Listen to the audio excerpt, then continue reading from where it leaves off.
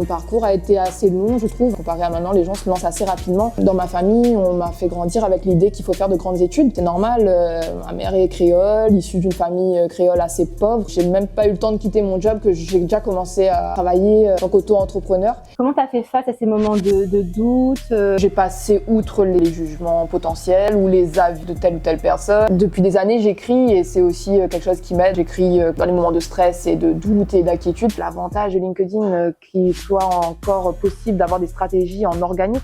Donc on ne va pas sponsoriser, on peut, mais ce n'est pas obligatoire. Est-ce que j'ai fait d'autres erreurs ?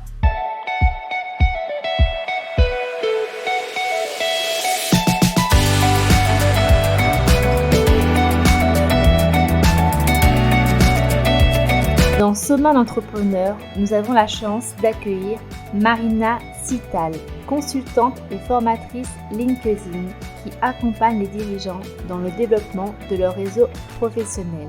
Elle les aide à développer leur notoriété, générer des prospects qualifiés et renforcer leur marque employeur. Vous aussi, vous êtes curieux de connaître comment fonctionne ce réseau, quels sont ses avantages? Alors, c'est parti! Basalt, Evolution, 3 lieux incontournables pour l'escalade à La Réunion, à Cambé, Saint-Denis et Saint-Pierre. Mais ce n'est pas tout. Après une séance, vous pouvez savourer un délicieux plat dans leur restaurant ou même travailler dans la chill zone de Cambé. Basalt offre une multitude de services et d'activités, coworking, concerts, cours de yoga, etc. Alors c'est le moment de rejoindre Basalt. Bonjour, bienvenue au nouvel épisode de Soma l'entrepreneur. Nous sommes aujourd'hui dans les locaux de Basalt Evolution, un espace d'escalade, de restauration et de coworking. Nous avons le plaisir et l'honneur d'accueillir Marina Sital, experte et formatrice en LinkedIn. Merci de m'accueillir, c'est gentil, merci pour l'invitation, c'est un plaisir. Ça fait 3 ans que tu es experte dans ce domaine. Peux-tu nous dire un peu plus ton métier et quel est ton public? Oui, j'aime pas trop le mot expert parce que c'est un peu utilisé à tort et à travers. On va dire spécialiste, LinkedIn et formatrice également. Donc, je propose des audits, des formations et des accompagnements mensuels aux entreprises qui souhaitent performer sur LinkedIn, que ce soit pour de la notoriété, de la prospection ou aussi pour développer sa marque employeur et mieux recruter. LinkedIn est un réseau social qui pourrait être sous-coté par les entrepreneurs et entreprises qui favorisent généralement Facebook, Instagram. Si tu pouvais définir LinkedIn en 3 mots, quels seraient-ils ? En 3 mots, c'est simple, réseau social, professionnel, voilà, c'est terminé. Les autres ne sont pas Facebook, Instagram, TikTok même, ce sont des réseaux sociaux qui ne sont pas du tout professionnels. Après, les entreprises s'adaptent et jouent le jeu sur chaque réseau pour aller toucher leur audience. Donc LinkedIn, un réseau social professionnel où l'audience est professionnelle, donc on va aborder des sujets différents. La forme change, les sujets changent. Après, ça ne veut pas dire qu'on va parler que de sa profession et que de son expertise. Mais en tout cas, le but quand même, c'est de s'adresser à des professionnels, que ce soit dans le secteur public ou privé. D'accord. Et avant d'être dans ce domaine de LinkedIn, tu peux me dire un peu plus sur ton parcours? Oui, alors de base, moi je suis ingénieure. J'aime pas trop m'attarder sur cette partie de ma vie, même si c'était très très intéressant. Mais voilà, c'était pas le métier qui était fait pour moi, qui m'animait, même si c'était hyper intéressant. J'ai rapidement switché avec une école de commerce, avec un master spécialisé dans le e-commerce, dans le digital à Paris. Et donc j'ai travaillé dans une ONG, la Chaîne de l'Espoir, que j'accompagne, que je soutiens jusqu'à maintenant en tant que bénévole. Et ensuite, j'ai voulu rentrer à La Réunion. Donc, j'ai travaillé dans une agence de marketing où j'étais chef de projet digital, où je m'occupais pour une série de clients de tous leurs objectifs sur le digital, quels que soient les réseaux sociaux, que ça peut être un site internet, les réseaux sociaux et autres objectifs. Donc, je m'occupais d'accompagner ces clients-là. Et puis ensuite, j'ai cherché, à la base, je cherchais un autre travail et au final, je me suis intéressée aussi à LinkedIn. Et donc, en cherchant un boulot, je me suis vraiment, je suis un peu tombée amoureuse de ce réseau-là. Et finalement, je me suis tournée vers l'entrepreneuriat parce que j'ai eu des demandes directement. D'accord. Donc, c'est vraiment les demandes qui ont fait que tu t'es lancée dans l'entrepreneuriat ou c'était une volonté en amont ou il y a un autre élément déclencheur qui a fait que tu t'es lancée dans cette aventure tout autre? Alors, au niveau de l'entrepreneuriat, mon parcours a été assez long, je trouve, comparé à maintenant, les gens se lancent assez rapidement. Moi, pas du tout. À la base, dans ma famille, on m'a fait grandir avec l'idée qu'il faut faire de grandes études. C'est normal, ma mère est créole, issue d'une famille créole assez pauvre. Elle a grandi pauvre et c'est les études qui lui ont permis d'avoir un bon métier. Elle est enseignante et directrice et d'avoir les moyens d'être aisée, on va dire. Elle n'est pas non plus richissime, en tout cas comparé à son niveau de vie quand elle a grandi, ça n'a rien à voir. Et donc c'est vraiment les études qui lui ont permis de sortir de là. Je suis diplômée ingénieure, j'ai travaillé en tant qu'ingénieure dans différentes boîtes. Je pouvais pas, moi chez moi, dans ma famille, c'est impossible de ne rien faire entre guillemets. D'être là à chercher ta voie ou à chercher ton projet, à travailler ton projet pendant des années, c'est pas possible. Donc j'ai travaillé et jusqu'à trouver vraiment mon projet. Et donc en agence, je me suis retrouvée un petit peu toute seule au final dans cette agence, un petit peu toute seule à m'occuper de mes clients dans mon coin sur le digital, à tester tout ce que je voulais faire et autres. Et donc je me suis dit quitte à être toute seule et puis je tournais un peu en rond, je me suis dit pourquoi pas aller vers le challenge de l'entrepreneuriat, c'est peut-être le moment. Et donc, j'ai même pas eu le temps de quitter mon job, que j'ai déjà commencé à travailler en tant qu'auto-entrepreneur. Et par contre, je me suis vraiment lancée trop rapidement, mais je me suis lancée. Et c'est comme ça que j'en suis arrivée à l'entrepreneuriat. Donc oui, ça a toujours été dans ma tête quelque part, mais le chemin a été long quand même pour me décider, pour me lancer et pour trouver exactement quoi faire. Et à tes débuts, est-ce que tu as eu du soutien de ta famille? Parce que tu disais que c'était, de par ton bagage, il fallait quand même que ce soit un CDI, être sécurisé, c'était important. Et quand tu annonces que tu veux devenir entrepreneur, comment ça a été perçu dans ton entourage? En fait, je l'ai jamais annoncé, jamais.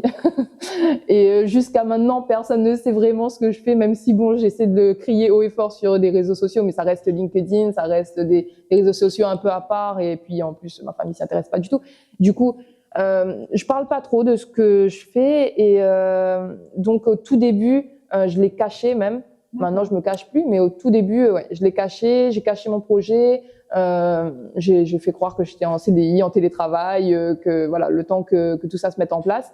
Et au final, non, je commençais vraiment à travailler pour des clients et j'étais sur mon ordi à faire ça. Il y a des membres de ma famille qui m'ont clairement dit que je faisais n'importe quoi, clairement. Et jusqu'à maintenant, ils le pensent. Donc voilà.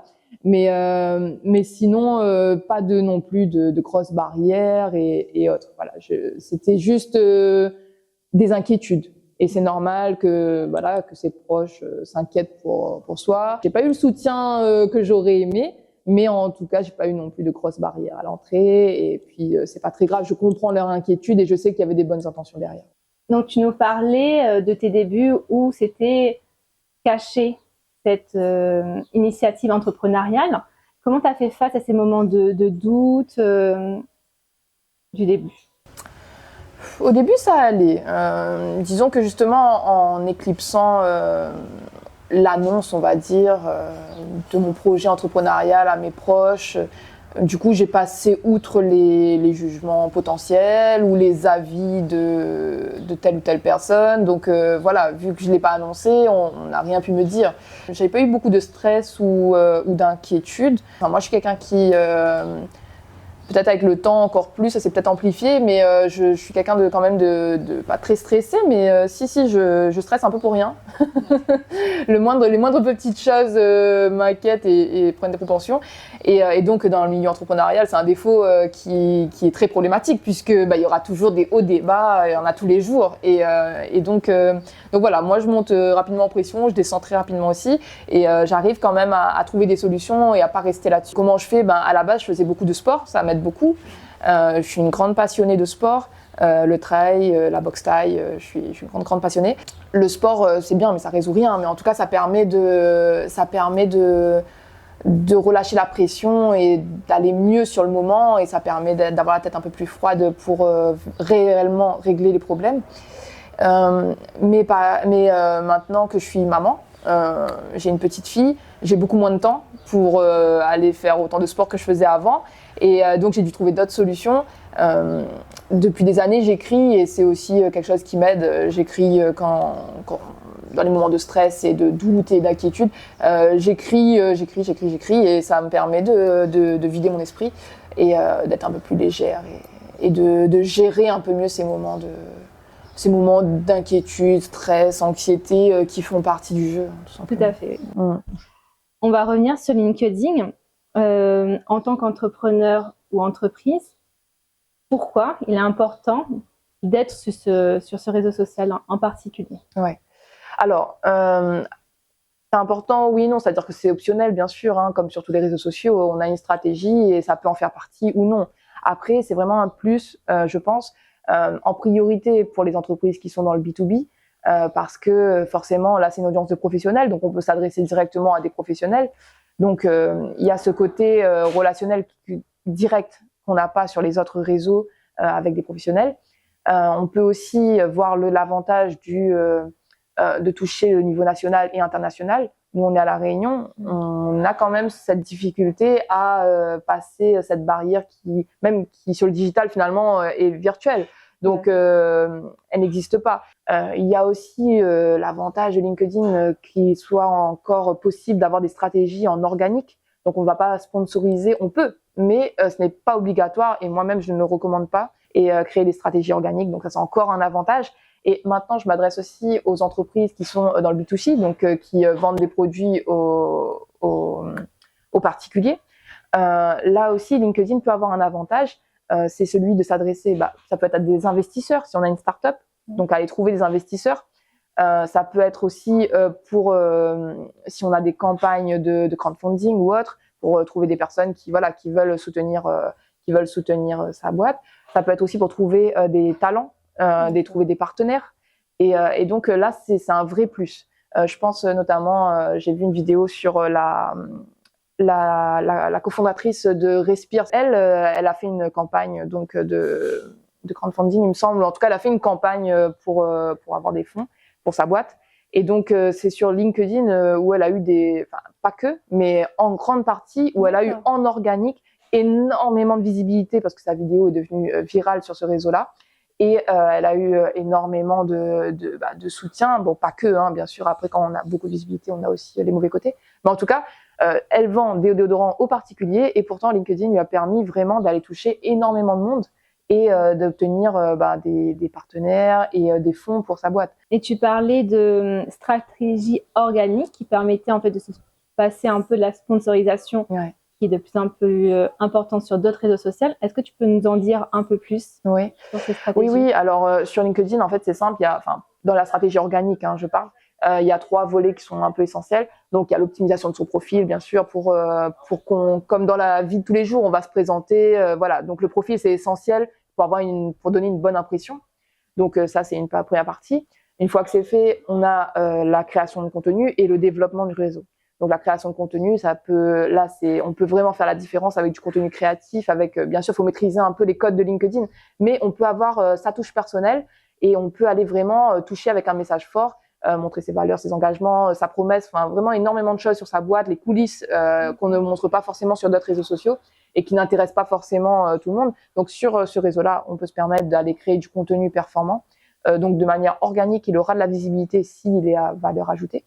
Et ensuite, il y a le développement de son réseau. Donc là, on peut aller toucher en fonction de sa cible, ses objectifs, ses prospects, les personnes qui nous intéressent et les cibler très précisément en fonction de leur rôle ou de leur rôle dans une boîte, de leur boîte, de leurs compétences et autres. Donc, la stratégie organique, elle n'est pas très complexe à mettre en place et elle peut être personnalisée en fonction des objectifs de chacun.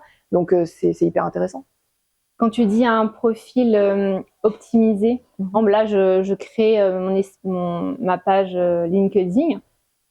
Qu'est-ce qui ferait que mon profil serait optimisé concrètement Alors, bien sûr, ça dépend de chacun, donc du secteur de chacun. Je peux pas te dire, un profil optimisé pour toi sera pas le même que pour un DG d'une grande boîte, par exemple. Ouais. Donc, ça va dépendre vraiment de tes objectifs à toi, de ton activité, et donc qui tu veux toucher. Donc, c'est vraiment l'essentiel, c'est de bien connaître ta cible, tes prospects, et savoir qu'est-ce qu'ils attendent, qu'est-ce qu'ils recherchent chez leurs partenaires, chez leurs prestataires, Est-ce qu'ils veulent telle ou telle compétence? Est-ce qu'ils veulent des personnes engagées, par exemple, je sais pas, pour l'environnement? Ça peut être une demande en fonction des clients que tu vas aller voir. Peut-être des personnes vous faites de la vidéo, peut-être aller chercher du coup les community managers qui vont travailler avec vous, qui vont être un partenaire et pas un client direct. Donc voilà, aller chercher toutes ces personnes qui peuvent et bien les connaître. Et une fois qu'on les connaît bien, on peut définir une liste de mots-clés pertinents pour optimiser son profil. Donc l'essentiel, c'est vraiment de connaître qui tu souhaites toucher et qu'est-ce qu'ils attendent. Et ensuite, optimiser ton profil en fonction de ces attentes-là pour qu'ils s'y retrouvent et qu'ils acceptent facilement ton invitation parce qu'ils ont confiance en toi. Et toi, parmi tes clients, tu as quel type de clients Alors, moi, déjà, j'ai différentes offres. Et en fonction des offres, j'ai différents types de clients généralement, mais après, c'est pas fermé. Mais c'est ce que je remarque. Donc, j'ai 3 types d'offres. Il y a des accompagnements mensuels où je prends la main en toute transparence. Bien sûr, on travaille ensemble avec mes clients. Donc, je prends la main sur un profil personnel, une page entreprise et on met en place une stratégie pour atteindre les objectifs, comme j'ai dit, notoriété, prospection, marque employeur. Enfin, voilà, ça va dépendre des objectifs du client. Donc là, vraiment, dans les accompagnements mensuels, je prends la main. Ensuite, il y a les formations pour ceux qui souhaitent faire eux-mêmes, mais qui ne maîtrisent pas du tout ce réseau social. Donc là, on va vraiment s'asseoir ensemble et mettre tout en place. Et voilà, j'explique, mais c'est très concret pour que ce soit facile par la suite pour la personne. Donc, il y a les formations et il y a les audits. Donc, les audits, je vais, après un état des lieux ensemble, encore une fois, je vais fournir une liste de conseils avec un suivi pour atteindre des objectifs précis. Là, on améliore généralement une stratégie qui est déjà en place. Donc, en fonction de ces 3 offres-là, j'ai différents clients. Donc, généralement, mais c'est pas fermé comme je te le dis, mais les audits attirent un peu plus les consultants, les solopreneurs, les personnes qui ont déjà testé par eux-mêmes et ça fonctionne pas, ils savent pas pourquoi, ils sont pas loin quand même, ils ont envie de le faire, ils le font déjà.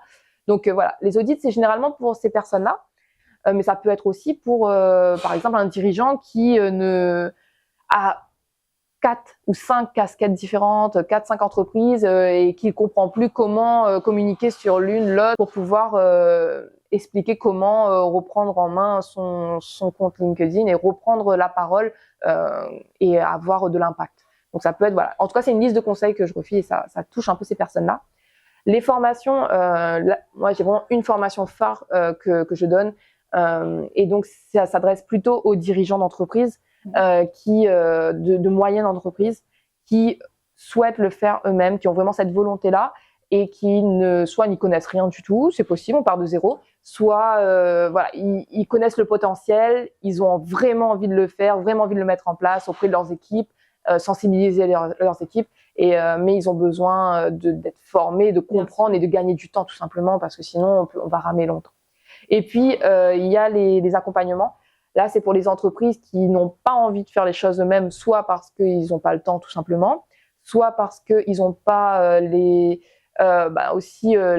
talents en interne, c'est-à-dire que s'ils n'ont pas d'équipe marketing ou bien s'ils ont une équipe marketing qui est surchargée parce qu'ils ont déjà Facebook, Instagram, TikTok et autres, voilà, LinkedIn, c'est vraiment, comme je dis, c'est souvent les coulisses de l'entreprise. On n'a pas forcément envie de tout mettre dans le même bateau et on a envie vraiment que ce soit bien fait ou bien que ce soit efficace. Et donc, ça peut être aussi des entreprises qui ont une équipe mais qui est surchargée.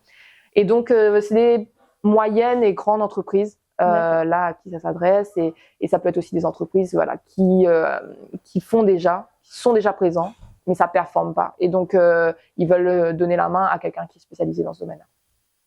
Et tu peux me donner un peu les résultats que tu peux apporter à une entreprise? Comme tu dis, ils sont déjà sur les réseaux sociaux, ils ont déjà une équipe de communication. Est-ce que tu as un exemple concret de ce que toi, tu peux apporter en termes de résultats à une entreprise qui serait potentiellement intéressée? Oui, en fait, généralement, il y a beaucoup d'entreprises qui communiquent, qui essayent au moins, et ils sont rapidement frustrés. En tout cas, ils communiquent sur LinkedIn parce que aucun résultat. Ouais. Donc, voilà, il y a quelques likes et encore vraiment très peu, peut-être 2, ou bien une dizaine, mais c'est toujours les mêmes personnes. Voilà, ça va être l'équipe marketing en question parce qu'elle est forcée, et puis 2 personnes en plus, voilà, qui sont arrivées là un peu par hasard. Donc, c'est dommage. Sur LinkedIn, on peut faire vraiment de belles choses. Donc, on peut aller avoir de la notoriété auprès d'une cible très, très précise, très définie. Donc, par exemple, alors un exemple concret, une start-up qui va aller chercher des investisseurs. Donc, on va aller toucher des investisseurs.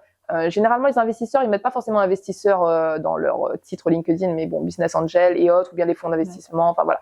Ou bien ça peut être aussi des entreprises même qui sont dans le public. Donc dans le public, on passe par des appels d'offres, mais qui veulent quand même avoir une certaine notoriété, qui veulent mettre en avant leurs engagements, tout ce qu'ils font de bien dans leur entreprise, pour les salariés, pour l'environnement ou autre.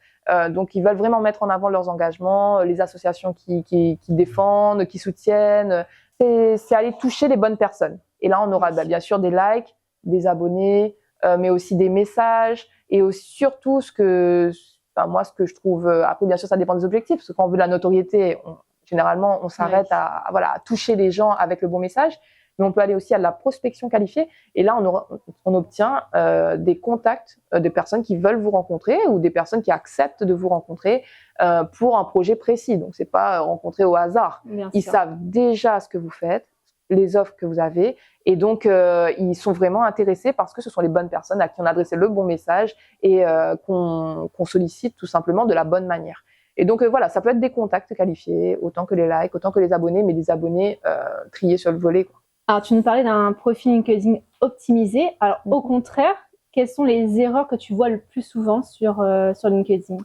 Alors, généralement, c'est pas des erreurs que je vois, c'est vraiment l'absence d'effort. C'est vraiment des comptes qui sont un peu pas à l'abandon, mais voilà, on a mis le minimum syndical, le nom, le prénom. De ne pas comprendre directement ce que fait l'entreprise, c'est dommage, parce qu'il y a tellement d'entreprises, que ce soit à La Réunion ou ailleurs, même si ce sont des entreprises avec un gros chiffre d'affaires, qui sont ici depuis des années. Il faut se mettre quand même dans la tête qu'on va s'adresser quand même à des personnes qui ne nous connaissent pas. Ça peut être des nouvelles personnes dans le milieu professionnel à La Réunion. Ça peut être des personnes au niveau de l'Océan Indien, des personnes au niveau national.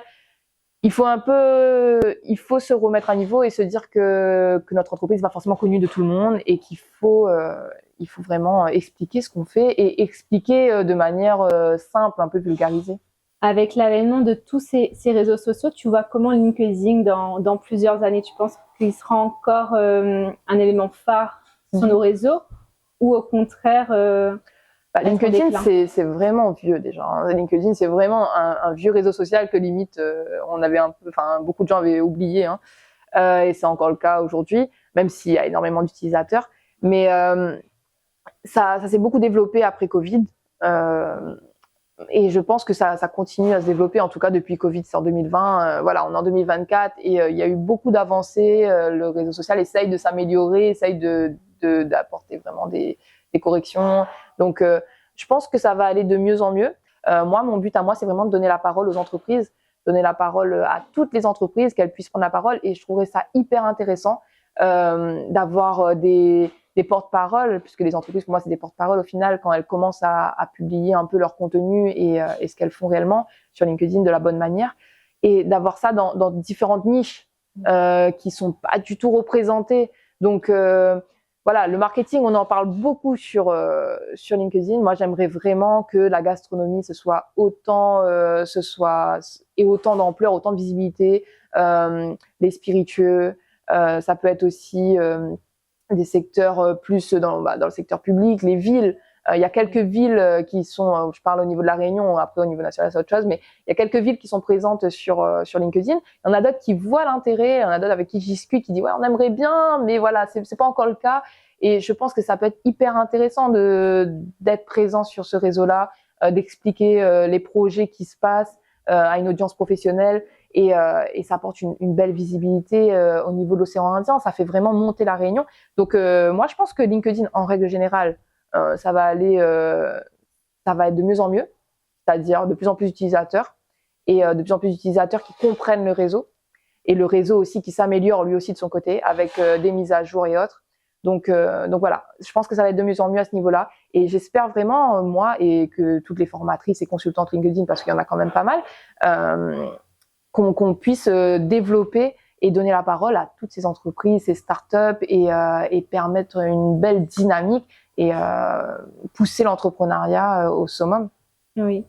Et toi, à titre personnel, comment tu te vois dans les prochaines années, si on se dit à 5 ans, 10 ans?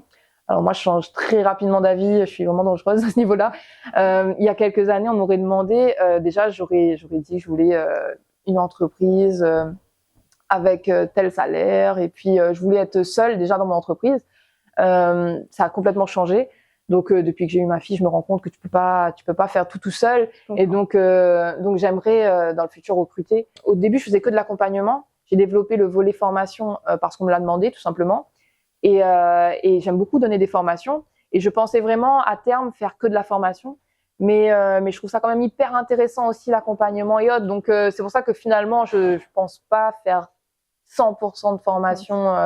Et puis en plus, le fait d'accompagner des entreprises, ça me permet d'être dans la réalité des choses, dans la réalité des difficultés qu'elles ont, que ce soit dans la communication, dans la vulgarisation de leurs paroles, de leur secteur.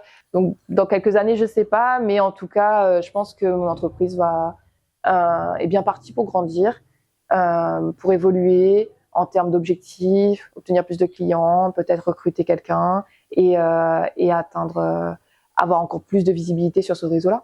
Et là, tu es en auto-entreprise toujours ou Non, du coup, j'ai créé ma société. La société a 1 an, officiellement, d'ailleurs, dans 2 jours, je crois, demain ou après-demain, 1 an. Et merci. Et sinon, j'étais auto-entrepreneur 2 ans, mais c'est vraiment que cette année où je vois vraiment les résultats. Là, parce que j'ai tout restructuré et que maintenant, vraiment, j'ai un vrai salaire stable, fixe. Après, j'ai plus de charges aussi. J'investis dans la boîte, mais j'essaie vraiment de faire les choses bien.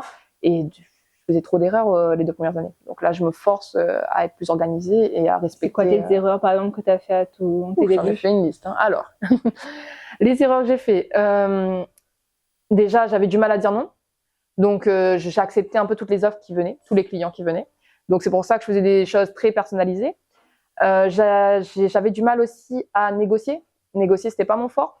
Du coup, je me faisais avoir à chaque fois, parce que les dirigeants savent très bien négocier. Je m'adresse à des dirigeants qui sont chevronnés, enfin, ils ont du talent, donc ils savent très bien négocier. Et du coup, j'avais tendance à baisser mes tarifs. Donc, j'avais peut-être 10 clients, 10 tarifs différents et même prestations. Et puis, je prenais trop de clients, mes prix étaient mal fixés, donc ils étaient trop bas. J'avais même des tarifs, une partie variable à un moment donné. Donc, ces tarifs-là, j'ai complètement arrêté. Et est-ce que j'ai fait d'autres erreurs? L'auto-entrepreneuriat, c'était une erreur parce que déjà, j'aurais pu demander des subventions en créant une entreprise que j'ai pas eu à cause de l'auto-entrepreneuriat. Et ça va de l'ordre de 6 000, 8 000 euros. Donc, c'est pas négligeable. Exactement. Donc, je suis passée à côté parce que aussi, je me suis pas renseignée. C'est aussi l'erreur.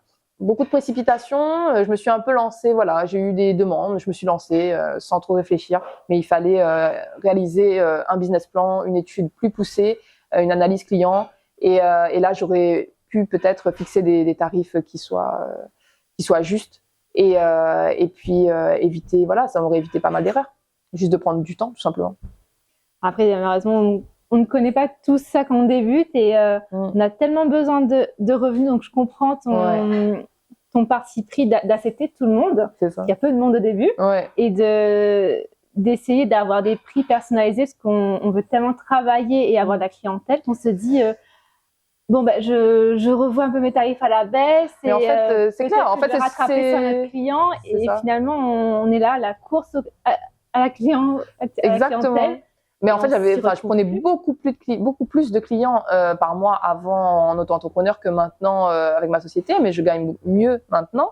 C'est pas encore la folie, mais je gagne mieux ma vie. Et je me rends compte que en gardant tes tarifs, en étant sûr de toi, avec bien sûr une réflexion à l'avance pour les fixer au juste prix, on prend d'autres clients. Voilà, on n'aura pas ces clients-là, c'est sûr, mais on en aura d'autres. Et on s'adresse à une autre cible, en fait, qui ont vraiment envie de ces services-là, qui ont les moyens d'investir, voilà. Donc, c'était une erreur quand même, et c'est une peur qu'on a tous quand on débute. Mais en fait, il faut se dire, et il faut vraiment y croire. C'est comme la foi, il faut y croire. Il n'y a pas de preuve, il faut y croire en fixant des tarifs avec une analyse une analyse de marché, mais en fixant ces tarifs, en y croyant et en allant voir les bonnes personnes, ça fonctionne. Et on a des clients et on gagne sa vie. Est-ce que tu as un mentor ou une figure d'inspiration qui a inspiré ton parcours entrepreneurial? Alors, un mentor, oui, mais c'est très récent. J'ai un mentor, enfin c'est mon compagnon tout simplement, qui m'aide depuis la création de mon entreprise à négocier, puisque lui, il est très commercial, donc à négocier, à prendre les bonnes habitudes aussi. C'est un entrepreneur également, et donc Grégory Blard, cofondateur d'Arranger Blard et des Roms Arrangés. Donc il m'aide énormément pour ne pas reproduire les mêmes erreurs que j'ai fait dans le passé. Mais sinon, dans mon domaine même, j'admire entre guillemets, en tout cas j'aime beaucoup ce que fait Shani Morey. C'est une Américaine, tout simplement, qui est sur LinkedIn, et j'aime beaucoup sa façon de communiquer, sa façon d'accompagner les gens, sa façon aussi sa stratégie sur LinkedIn, j'aime beaucoup. Donc elle, c'est vraiment celle qui m'a inspirée dans le secteur. C'est vraiment celle que j'aime, voilà, que j'apprécie, dont j'apprécie le travail, et je dirais pas que j'imite, mais en tout cas, je m'inspire beaucoup de cette personne-là. Et puis après, en règle générale, franchement, je rencontre énormément d'entrepreneurs qui sont hyper inspirants, que ce soit dans mes clients, c'est fou. Vraiment, à La Réunion, on est une île d'entrepreneurs, mais réellement. Il y a des personnes qui ont débuté de rien. Il y a des personnes aussi qui sont fils d'eux et filles d'eux, mais qui ont réussi à donner une toute autre envergure à leur entreprise, et c'est aussi un mérite. Il faut aussi un mérite incroyable pour pas faire couler une boîte quand on la reprend comme ça. C'est des personnes souvent sans diplôme qui ont repris des boîtes connues et qui en ont fait encore, qui ont boosté la boîte, et ça c'est fou. Donc ouais, j'ai la chance de rencontrer pas mal de gens, des grands groupes de La Réunion, et donc c'est hyper inspirant. Merci pour ces partages. Quelle musique tourne en boucle actuellement dans tes écouteurs? Alors moi je suis maman, donc ma fille elle adore PLL, hein, c'est triste, mais Maya Laveille, c'est ce qui tourne un peu en boucle à la maison en fait. Après dans mes écouteurs, moi je suis très musique locale, je suis très Sega. Bon, Maloya un petit peu aussi, mais très très Sega. Moi je suis fan de Segaël, donc on va dire que c'est ce qui revient un peu souvent.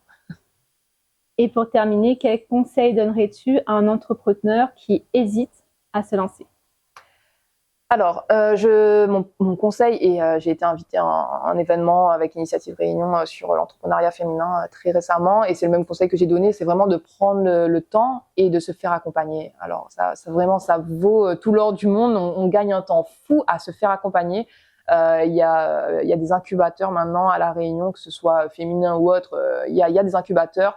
Il y a des institutions qui permettent d'avoir accès à des formations.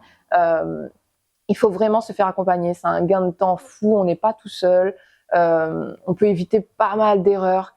Prendre le temps de créer son business plan, d'aller parler avec des gens aussi. Ça, franchement, je l'ai pas fait, mais à refaire. Et puis, si un jour ma fille veut devenir entrepreneur, je pense que c'est le conseil que je vais lui donner, c'est d'appeler, de contacter les gens, d'aller sur LinkedIn justement, et d'aller voir les entrepreneurs qui l'inspirent ou les boîtes qui l'inspirent, et d'aller contacter le chef d'entreprise ou le DG ou autre. Ils sont souvent hyper ouverts. C'est juste une barrière que nous on se met, mais ce sont des personnes qui ont envie de partager, qui ont envie de soutenir les gens, et donc d'aller les contacter, de leur demander, de leur poser des questions. C'est hyper intéressant de faire ça. Et on a tendance à croire que ces personnes-là sont inaccessibles, mais justement sur LinkedIn on peut leur envoyer un message tout simplement. Et si c'est un message en plus qui n'est même pas commercial, qui a juste pour but d'obtenir quelques conseils ou un avis extérieur, ben franchement il faut le faire, quoi, faut le prendre. Donc si on hésite dans l'entrepreneuriat, pour moi, c'est ce qu'il faut faire. Développer son réseau, contacter des gens, essayer de s'inspirer, avoir des conseils, et puis surtout se faire aider pour la création de son business plan, pour le développement, que ce soit du côté marketing, que ce soit du côté plus technique, commercial ou autre. Merci. Notre entretien va prendre fin. Est-ce qu'il y a un sujet que tu aimerais aborder? Oui. Alors moi, je défends des causes. Il y a des causes qui sont vraiment importantes pour moi, et je pense que j'essaie de les caser où je peux dès que je suis quelque part. Donc je défends l'ONG La Chaîne de l'Espoir, qui est une très très belle association qui collecte des dons pour soigner des enfants dans le monde. Et donc c'est vraiment une très belle association que je soutiens depuis des années maintenant. Et donc, elle se développe aussi à La Réunion. Elle est soutenue par des grandes entreprises à La Réunion afin de soigner les enfants de Madagascar où ils ont créé un hôpital. Et donc voilà, si on a les moyens de les soutenir ou ne serait-ce d'aller suivre leurs actions sur leurs réseaux sociaux, donc de la chaîne de l'espoir, n'hésitez vraiment pas à y aller. C'est une belle association portée par de très belles personnes et surtout pour les enfants. Donc, faut pas hésiter à les soutenir, ne serait-ce avec un like, un partage ou encore mieux avec un investissement, que ce soit personnel ou à titre de son entreprise, bien sûr. Merci Marina pour ce très bel échange, pour les conseils que tu nous as apportés et le parcours que tu nous as partagé aujourd'hui. On mettra en lien en description ton profil, le profil de l'association si vous souhaitez également les soutenir. Et encore merci à Bazat pour son accueil aujourd'hui et à très bientôt.